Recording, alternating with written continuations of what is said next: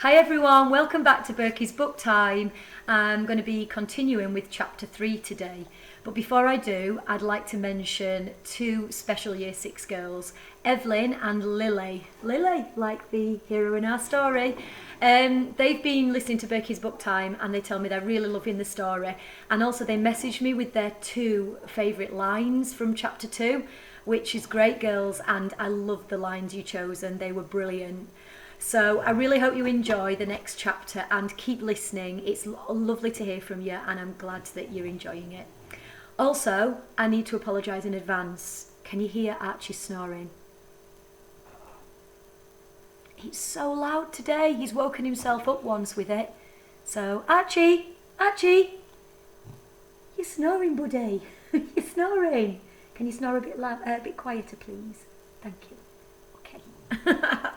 Okay, let's get on with chapter 3 because I'm really excited to hear a little more about Robert.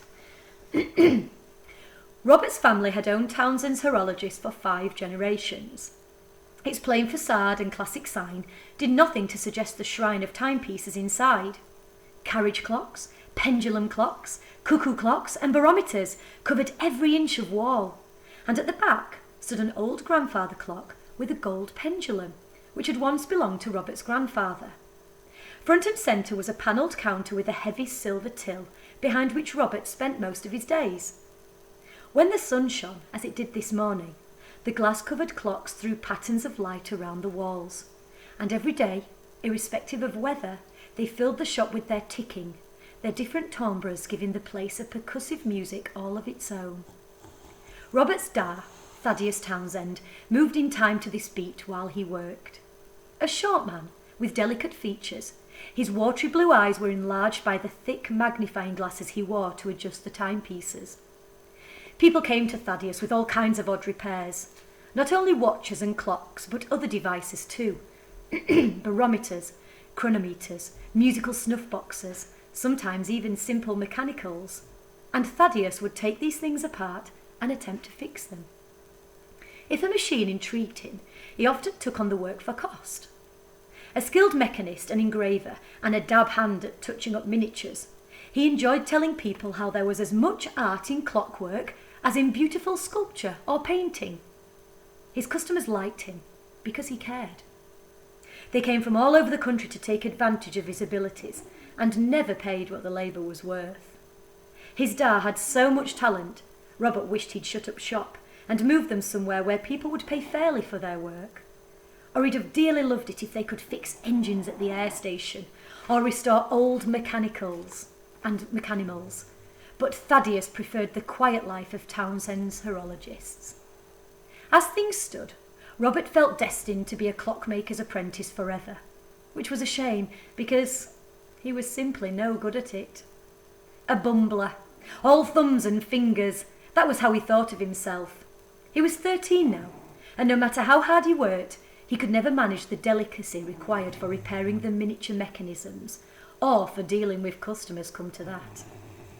It hadn't always been so. As a child, he'd been an enthusiastic pupil, nimble and quick, always wanting to learn things. But in recent years, he found he'd grown clumsy, constantly misplacing tools or dropping important cogs down the cracks in the floorboards.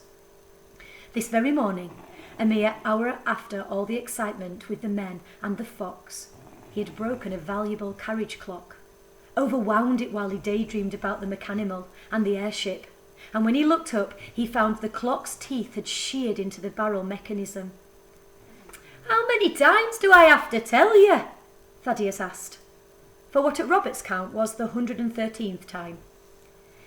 "It's 7.5 turns. One wind is 7.5 turns." His dad never usually raised his voice, but he did on this occasion. "Now I'll have to strip down the barrel and overhaul it. Why, the new parts alone will cost me more than my fee." "I'm sorry," Robert mumbled. "I must have miscounted." Thaddeus took off his glasses and pinched the bridge of his nose. "Few things in life are as fragile as clockwork, Robert. Learn to be more careful." Robert sighed, and Thaddeus squeezed his shoulder.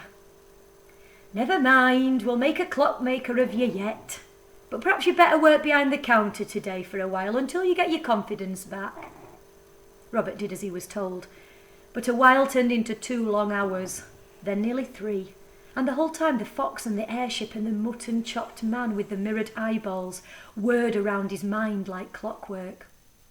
Finally, after work, when he had a few spare minutes to himself, Robert put on his thick coat and cap and scarf and set out across the village. He passed the walled graveyard and chapel and the terraced air station cottages on their cobbled street before arriving at Pincher's Alley once more. He cut down the scrubby track without a second thought. The rear windows of the cottages were dark. Robert glanced along the line of high back walls, looking for a place where he thought an injured fox might hide. Halfway up the lane he noticed a gate ajar.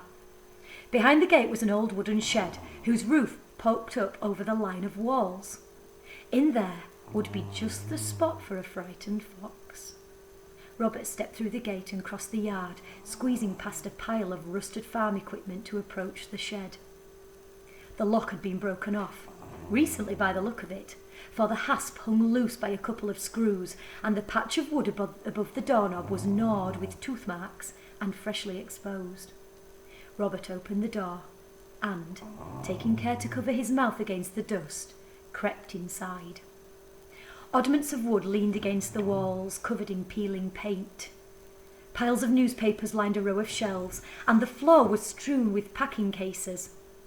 On an old table in the centre of the space, bottles clustered in glassy gangs, and above them, cobwebs thick as knitting hung like hammocks in the dark apex of the roof. Robert looked around for the fox, and saw its threadbare tail sticking out from behind a stack of boxes. He stepped round an old steamer trunk and caught sight of the rest of the animal curled up on the corner of a faded, water-stained mattress. It was a scruffy-looking beast, with glassy eyes and careworn fur that looked like it was molting in places. A pouch and the mechanimal's unique winding key were hung around its neck. Robert crept towards it, but it didn't move a twitch. It was frozen still, unwound. And that's the end of chapter 3. I hope Archibald's snoring didn't put you off too much. Archibald! You were snoring. Didn't you enjoy that? Didn't you enjoy that chapter? He likes it when we listen to Malkin. He prefers the fox. Okay. Bye everyone, and I'll see you next time on Birky's Book Time.